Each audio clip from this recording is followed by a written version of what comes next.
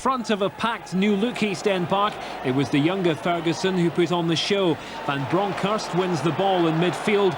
Ferguson surges forward and his timing is perfect with Johansson making the run, but Butler getting in the way of his shot.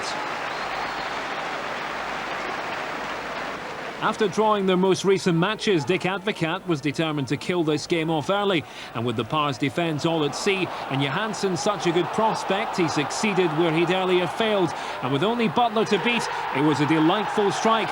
Walter Smith didn't give this man much of a chance to shine, but that's his third of the season. The last two scored against Shelbourne. Alberts, Johansson, the defence split open, and it's 1-0. Greg Shields playing catch-up, and too little too late from Scott McCulloch. A few seconds earlier, and McCulloch's tackle could have made a difference. Coming up, two brothers who possibly grew up fighting each other at home, but in this case it was a little more than a mild clash between the two. Barry, though, frustrated at the free kick award. The idea, of course, is to kick the ball. Dunfermline's best chance of the game actually came from that set piece. Ferguson's cross, Huxford waiting with the header, and Charbonnier's proving he's a hard man to beat. Ferguson timed the free kick perfectly, and Huxford unlucky not to equalise.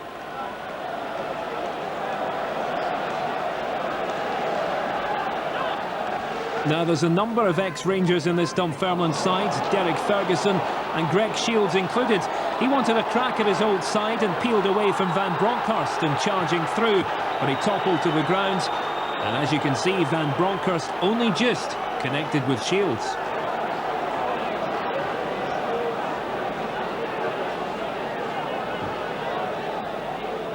Ferguson, the set-piece expert at Dunfermline, just off target there. A lot of power behind the ball, and Charbonnier almost got a touch to it.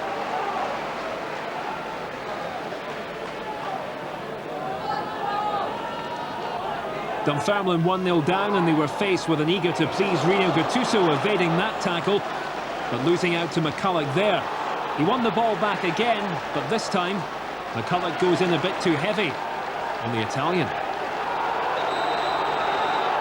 That certainly could have been worse for Gattuso, who walked away unscathed.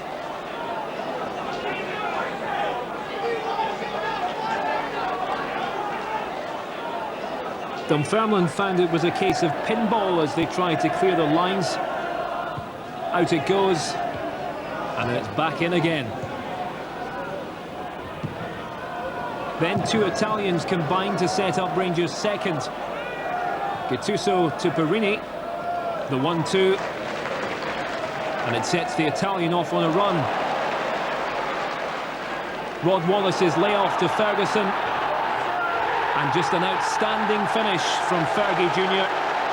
No better advert for Barry Ferguson, and surely Craig Brown will give him a starting slot against Estonia. Ferguson with plenty of space, and goal number 2 sweet for Rangers. The Pars were down, but they didn't give up, and almost had the chance for a penalty. The ball was certainly played against the man here. The referee in line with it. A good cross by Hamish French, but in the end, no chance for Dunfermline. And Huxford, who provided the earlier goal threat, set up Derek Ferguson for a crack at goal. And that took a dangerous deflection and looked net-bound. Despite the result, though, Ferguson Sr. couldn't help but admire his brother's performance.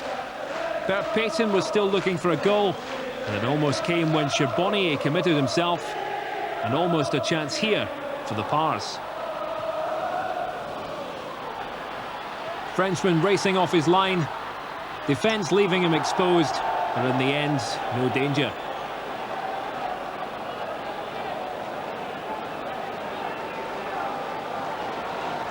Now, Barry Ferguson was on top of the world after his goal, and this charging run and pass to Rod Wallace almost helped to give Georges Alberts his opportunity to add a third. But he knows there he should have done better. In the end, 2-0 Rangers.